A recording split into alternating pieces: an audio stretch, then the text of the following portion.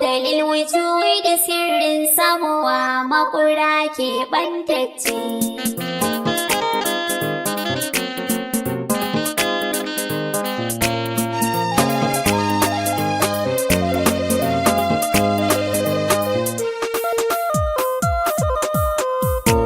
Dalil wujudi sirrin samuwa makura ke ɓantacce. Dalil wujudi sirrin samuwa makura ke ɓantacce.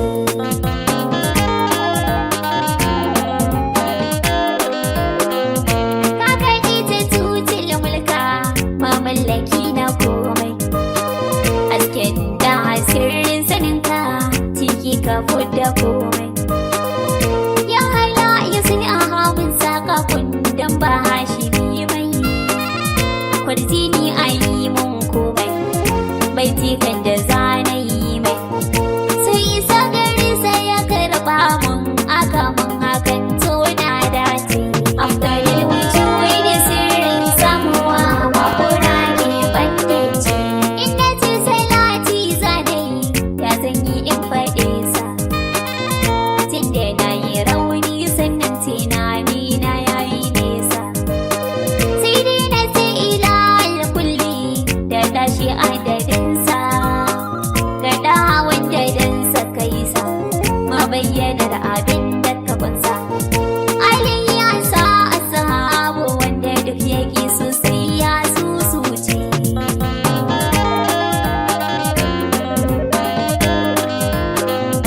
Auliya uku wuce kauli sahihi ko da'ifi. Kalma ce kaɗan ta faɗe ko bare fi'ili da harafi.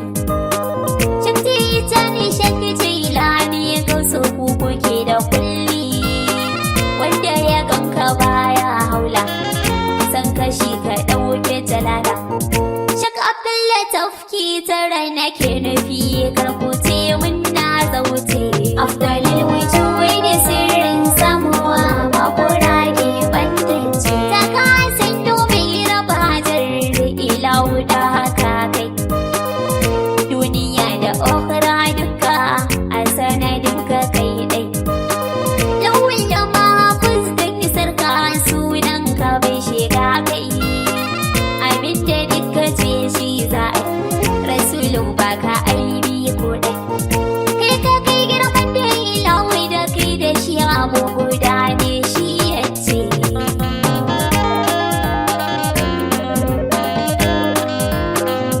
Hasken ka shi ne farkon halitta gurin ilahi. Sai da kai shekaru ba adadi haka ya zam sahihi. Aka kage kwallafutu jabbarutu na sutu lahutun ilahi. Girman ka hankali bai ɗauka, tsira kawai a zo ka abika. Ɗabi'un ka alƙur'ani fushin ka motsin haɗuwar jallallace. Dalil wujudi sirrin samuwa makura ke ɓantacce.